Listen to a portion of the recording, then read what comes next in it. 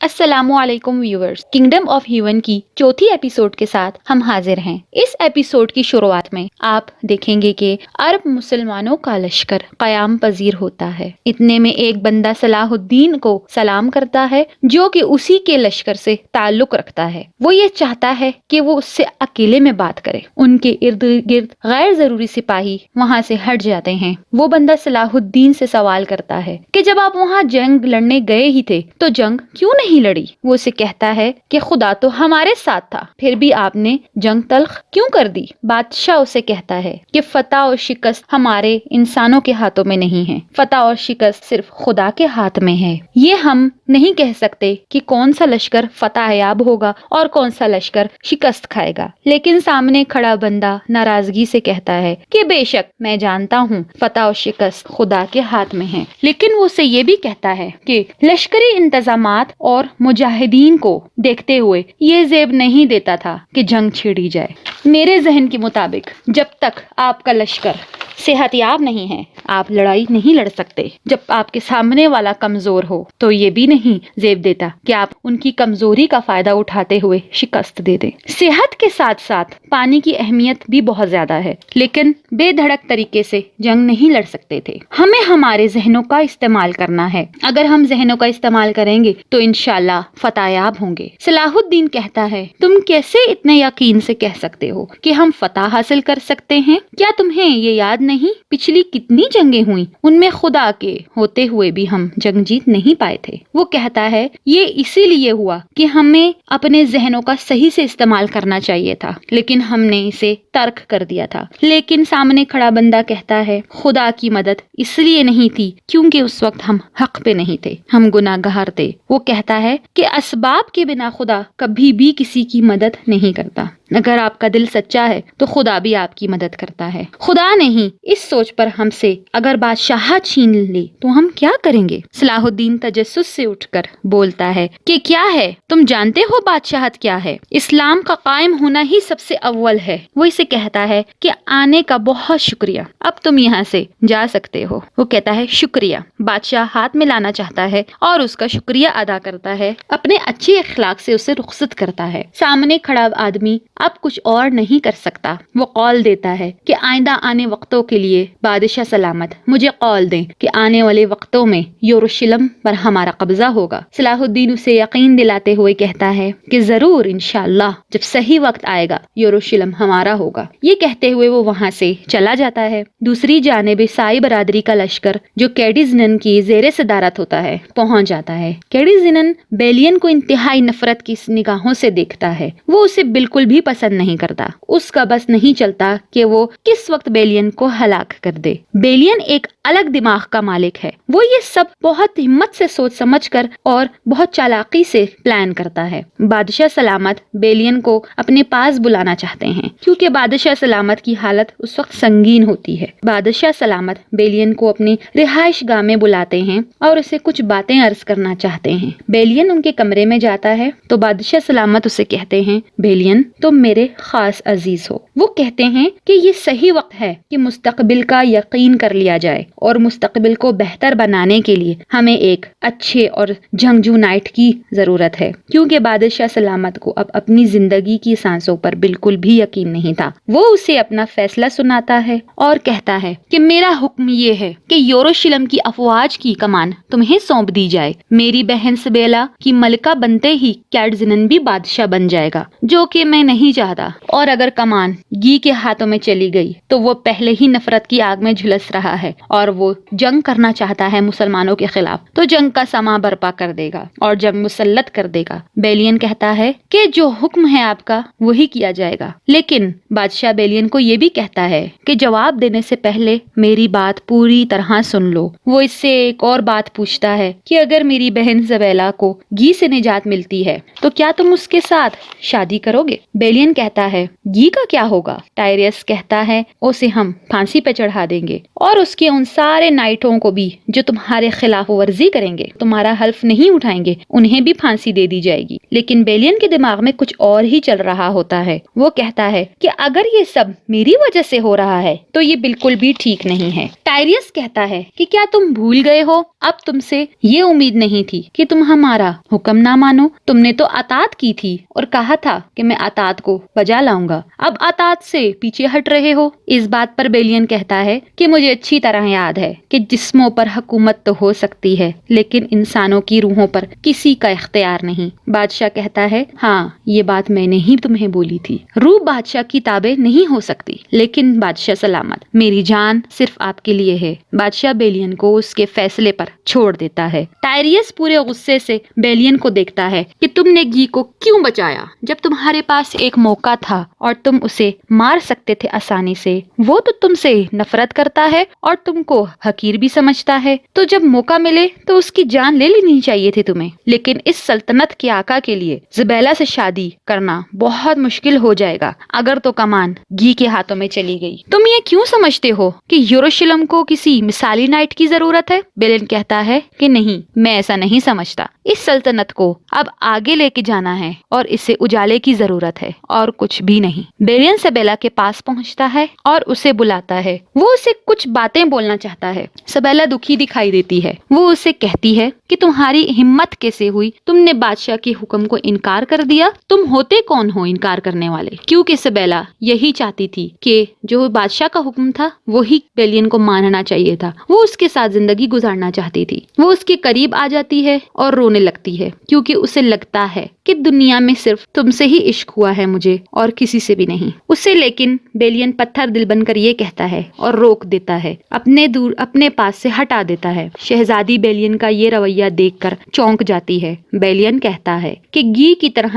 کیا میں اپنی روح کو بھی بیچ دوں؟ شہزادی جاتے ہوئے اسے کہتی ہے کہ یاد رکھو کہ تمہیں ایک دن ایک اعلیٰ مقصد کے خاطر سمجھوتا نہ کرنے کی ضرور خلش ہوگی۔ وہ نہایت افسردہ ہوتی ہے کیونکہ اسے بیلین سے یہ امید نہیں ہوتی تھی اور وہ وہاں سے چلی جاتی ہے۔ دوسری جانب گیڈزنن رونالڈ کے لیے کچھ کھانے کا بندوبست کرتا ہے اور وہاں زندان میں اس سے ملنے کے لیے جاتا ہے۔ رونالڈ اسے جلدی سے تھام کر کھانے لگتا ہے۔ رونالڈ کہتا ہے کہ کیا تم جانتے ہو کہ بادشاہ تمہیں کمان دے دے گا؟ کیا وہ اس پر راضی ہے؟ کیا موت کے بعد وہ تمہیں بادشاہ بنا دے گا یا یہ حکم دے کے جائے گا؟ وہ کہتا ہے نہیں۔ وہ اس سے یہ پوچھتا ہے کہ کیا تمہاری بیوی بھی یہی چاہتی ہے کہ تم بادشاہ بنو؟ وہ چپ رہتا ہے اور سانس لے کر کہتا ہے کہ ہماری راہوں میں ایک رکاوٹ ہے اور وہ ہے۔ وہ جیسے ہی یہ بولنے لگتا، رونالڈ اس کے بولنے سے پہلے ہی اسے بول دیتا ہے کہ ہاں میں جانتا ہوں، بیلین ہے نام اس کا، مجھے پتا ہے وہ بیلین ہے۔ وہ یہ بھی اسے بتاتا ہے کہ میں نے اسے تمہاری بیوی کے ساتھ رنگرلیاں مناتے بھی دیکھا ہے۔ کیڈزنن غصے بھری نگاہوں سے اسے دیکھتا ہے لیکن کچھ کہہ نہیں پاتا۔ رونالڈ بیلین کو مارنے کا کہتا ہے اور کہتا ہے اسے مار دو۔ دوسری جانب بادشاہ اپنی آرام گاہ میں آرام فرما رہے ہوتے ہیں اور زندگی کی آخری سانسیں لے رہے ہوتے ہیں اور سبیلا جو کہ اس کی بہن ہے اس کا ہاتھ تھامتی ہیں اور اس کے پاس جاتی ہیں تو بادشاہ سلامت آنکھ کھولتے ہیں اور اسے حال احوال کہتے ہیں۔ اسے کہتے ہیں کہ میری بہن کیسی ہو؟ وہ کہتی ہے اچھی ہوں۔ سبیلا کے الفاظ اس کا ساتھ نہیں دے رہے ہوتے۔ بادشاہ سلامت اسے بتاتا ہے کہ میں ابھی وہ خواب دیکھ رہا تھا جس میں نے صلاح الدین کو جنگ میں شکست دی تھی اور تب تمہیں پتا ہے میں 16 سال کا تھا۔ شہزادی کہتی ہے جی ہاں مجھے پتا ہے، آپ اس ٹائم بہت خوبصورت تھے اور آپ اب بھی بہت خوبصورت ہیں اور ایسے ہی ہمیشہ خوبصورت رہیں گے۔ شہزادہ سبیلا کو کہتا ہے کہ تم بھی بہت خوبصورت ہو۔ بادشاہ سلامت اس سے یہ بھی کہتا ہے مجھ سے کوئی غلطی ہو گئی ہو یا اگر میری کوئی بات تمہیں بری لگی ہو تو مجھے معاف کر دینا، دل میں مت رکھنا، میرے مرنے کے بعد میری 16 برس والی صورت کو ہی یاد رکھنا۔ شہزادی یہ سب باتیں سن کر افسردہ ہو جاتی ہے اور رونے لگتی ہے۔ شہزادی وہاں سے روتے ہوئے رخصت ہو جاتی ہے۔ جیسے ہی وہ آرام گاہ سے باہر آتی ہے اتنے میں اس کا شوہر گھی اسے پکارتا ہے۔ شہزادی اس کے پکار کو سمجھ لیتی ہے اور اسے اس کے بولنے کے بغیر ہی یہ بول دیتی ہے کہ اپنی وفاداری کا یقین میں تمہیں ایسے دلاؤں گی کہ تمہارے نائٹ میری وفاداری جیسے کریں گے بالکل ویسے ہی میں تمہارے ساتھ بھی وفاداری کروں گی۔ اس کے بعد شہزادہ سلامت وفات پا جاتے ہیں۔ قلعے کی ہر طرف افسوس ہی افسوس ہو رہا ہوتا ہے، قلعے کی دیواروں کے اندر ہر طرف افسوس ہی افسوس برپا ہوتا ہے، فضا بھی افسردہ دکھائی دیتی ہے۔ یہ ایک بادشاہ کی موت ہوتی ہے، کسی عام انسان کی موت نہیں ہوتی۔ شہزادی سبیلا اپنے مرے ہوئے بھائی کی لاش کے قریب پہنچتی ہے اور آخری دفعہ اسے دیکھتی ہے۔ وہ اس کے منہ سے اس کا ماسک اتار کر دیکھنا چاہتی ہے۔ پہلے تو اس کی ہمت نہیں ہو رہی ہوتی، لیکن پھر وہ ہمت کر کے اس کا ماسک اتارتی ہیں اور اسے دیکھ کر دکھی ہو جاتی ہیں۔ اگلے دن اعلان ہوتا ہے اہل دربار میں، ملکہ سبیلا اب شہزادی کا تخت سنبھالتی ہیں۔ اب چونکہ شہزادہ اس دنیا میں نہیں رہا تو انہیں تاج پہنایا جاتا ہے شہزادی کا، اور یہ بولا جاتا ہے کہ شہزادی صاحبہ آپ حلف لیں کہ آپ اب اس سلطنت کا بادشاہ کسے بنائیں گی۔ شہزادی اپنے شوہر قلعے کی تمام لشکر کے سامنے اسے شہزادے کا تخت سونپتے ہوئے اسے تاج پہناتی ہے۔ وہ یہ سب نہیں کرنا چاہتی، لیکن پھر بھی اس کو یہ سب کرنا پڑ رہا ہوتا ہے۔ اسے اور کوئی راستہ دکھائی نہیں دے رہا ہوتا، وہ یہ سب کرنے پر مجبور ہوتی ہے۔ گیٹزنن جو چاہتا تھا وہ اسے مل گیا۔ ٹائریس نہایت ہی ناراض ہوتا ہے۔ اب گیٹزنن بادشاہ یروشلم کہلایا جاتا ہے، کیونکہ جو اسے چاہتا تھا وہ اسے مل جاتا ہے۔ خدا ان کی حکمرانی میں ان کا مددگار ہو۔ تمام لوگ دعائیں دیتے ہیں اور آوازیں بلند کرتے ہیں کہ بادشاہ کو لمبی زندگی کی دعا دیتے ہیں کہ اب آپ ہمارے بادشاہ ہیں۔ دوسری جانب بیلین کی جان کو اب خطرہ ہو جاتا ہے، کیونکہ اب شہزادہ گیٹزنن بن چکا ہوتا ہے اور اس کا سب سے پہلا کام بیلین کو ختم کرنا ہوتا ہے، کیونکہ وہ اسے اپنا بدترین دشمن سمجھتا ہے۔ وہ اگلے لمحے ہی کچھ سپاہیوں کو حکم دیتا ہے کہ اسے مارا جائے۔ بیلین ایک دشت میں درخت کے سائے میں بیٹھا ہوا کچھ گہری سوچ میں مبتلا ہوتا ہے۔ اچانک گیٹزنن کے کچھ سپاہی اس پر حملہ آور ہو جاتے ہیں۔ بیلین اپنی پوری ہمت و طاقت سے لڑنے لگتا ہے۔ بیلین نہایت غصے میں لڑ رہا ہوتا ہے۔ بیلین کو ایک سپاہی گرا دیتا ہے۔ جیسے وہ بیلین کو مارنے لگتا ہے، بیلین اسی کے خنجر سے چالاکی سے اس کو ہلاک کر دیتا ہے۔ بیلین کی ذرا سی لاپرواہی کی وجہ سے بیلین کی جان بھی جا سکتی تھی، لیکن چونکہ وہ ایک جنگجو گاڈفرے کا بیٹا ہے، اتنی آسانی سے کیسے مات کھا سکتا ہے۔ وہاں رونالڈ دوسری طرف خوشی سے ناچ رہا ہوتا ہے۔ وہ یہ سمجھتا ہے کہ بیلین مر چکا ہے، لیکن اسے اصلیت معلوم نہیں ہوتی اور وہ مبارکباد دے رہا ہوتا ہے۔ کہتا ہے کہ ٹیمپلس نے بیلین کو مار دیا ہے۔ اب گیز جنگ شروع کرنے کا کہتا ہے اور اگلے لمحے رونالڈ سپاہیوں کے ساتھ مسلم لشکر کو مات دینے کے لیے تیار ہو جاتا ہے۔ بہت سے مسلمانوں کو موت کے گھاٹ اتار دیتا ہے۔ ایک عورت کھڑی دکھائی دیتی ہے، کیونکہ وہ اس لشکر سے منسلک ہوتی ہے، تو اس لشکر کے تمام مسلمان مارے جاتے ہیں۔ اب بچتی ہے ایک عورت۔ ساتھ کھڑا سپاہی رونالڈ کو کہتا ہے کہ آپ جانتے ہیں یہ کون ہے؟ تو رونالڈ کہتا ہے کہ نہیں۔ سپاہی بتاتا ہے کہ یہ صلاح الدین کی بہن ہے۔ وہ اس کی طرف بڑھتا ہے اور وہ اسے کہتی ہے کہ میں صلاح الدین کی بہن ہوں۔ رونالڈ کہتا ہے ہاں میں جانتا ہوں۔ یہ کہتے ہوئے وہ اسے بے پردہ کر دیتا ہے۔ دوسری جانب مسلمانوں کے لشکر میں سے کچھ نائٹ گیٹزنن کے قلعے میں داخل ہوتے ہیں۔ وہ کچھ پیغام کے غرض سے آئے ہوتے ہیں جو کہ سلطان نے بھجوایا ہوتا ہے۔ سلطان نے ان سپاہیوں کے ہاتھ پیغام بھجوایا ہوتا ہے۔ وہ یہ چاہتے ہیں کہ ان کی بہن کی لاش اور یروشلم کی کنجیاں قاتلوں کے سر ان کے حوالے کر دیے جائیں۔ وہ یہ کہتا ہے کہ تمہارے خیال میں میرا کیا جواب ہونا چاہیے؟ گیٹزنن تو پہلے ہی جنگ کے انتظار میں تھا۔ وہ خنجر نکال کر اسی سپاہی کو جس کے ہاتھوں سلطان نے پیغام بھجوایا ہوتا تھا سر قلم کر دیتا ہے اور کہتا ہے کہ اسی کا سر واپس سلطان کو بھیج دو، اور فخر محسوس کرتا ہے۔ سب اپنے لشکر سے مخاطب ہو کر کہتا ہے کہ ہاں ہم مسلمانوں کی موت ہیں۔ اعلان کرتا ہے کہ اب ہم ضرور جنگ لڑیں گے، اور ساتھ ہی اپنے آپ پر فخر محسوس کرتا ہے اور کہتا ہے کہ میں شیخ الشلم ہوں۔ اتنے میں گیٹزنن جنگ کے انتظار میں ہوتا ہے تو بیلین آن پہنچتا ہے۔ یہ اگلی صبح ہوتی ہے۔ ٹائریس اسے دیکھ کر خوش ہو جاتا ہے۔ گیٹزنن کہتا ہے کہ ہاں میں یہ بات جانتا ہوں کہ ہمارے بیچ کچھ ہمارے ایسے ساتھی موجود ہیں جو جنگ نہیں لڑنا چاہتے، لیکن میں ان کی وجہ سے اپنی جنگ کو نہیں چھوڑ سکتا، اور بس اب وہی ہوگا جو میں چاہتا ہوں، کیونکہ اب میں اس دنیا کا بادشاہ ہوں اور ہم آگے بڑھیں گے۔ اس بات پر بیلین جلدی بولتا ہے کہ ٹھہر جاؤ، اگر تو آپ جنگ کو ٹال نہیں سکتے تو فوج کو دریا کے پاس ہی رکھنا ہوگا، کیونکہ اگر پانی کی کمی ہو گئی تو ہمارے سپاہی لڑ نہیں پائیں گے۔ اگر یوں ہماری فوج سلطان کے سامنے جاتی ہے تو وہ یقینی شکست کھائے گی اور یروشلم ہاتھ سے نکل جائے گا۔ گیٹزنن اس کو نیچا دکھاتا ہے اور کہتا ہے اگر مجھے کبھی لوہار کے مشورے کی ضرورت ہوئی تو میں ضرور لوں گا۔ بیلین اسے کہتا ہے کہ سلطان یہی چاہتا ہے کہ آپ قلعے سے باہر آ جائیں، اور آپ یہ غلطی کریں گے تو اسے اسی چیز کا ہی انتظار ہے، وہ آپ پر حملہ آور ہو جائیں گے، آپ کی شکست یقینی ہے۔ ٹائریس یہ ساری باتیں سن کر کہتا ہے کہ میں اپنے لشکر کو جنگ میں شامل نہیں کرنا گا۔ وہ انکار کر دیتا ہے۔ وہ اس سے ایک الگ فوج اپنی ہٹا لیتا ہے اور جنگ میں نہیں بیچتا۔ یہ کہہ کر وہاں سے بیلین اور ٹائریس روانہ ہو جاتے ہیں۔ کیٹ زینن اسے کہتا ہے کہ یہ دنیا اب میری ہے، جو ہوگا وہ میری مرضی سے ہوگا۔ اب بیلین ٹائریس سے کہتا ہے کہ یہ تو ہمیں پتا ہے کہ گی کی شکست یقینی ہے۔ سلطان جیسے ہی گی سے لڑے گا اور اسے شکست دے گا، اس کا اگلا نشانہ ہم ہوں گے۔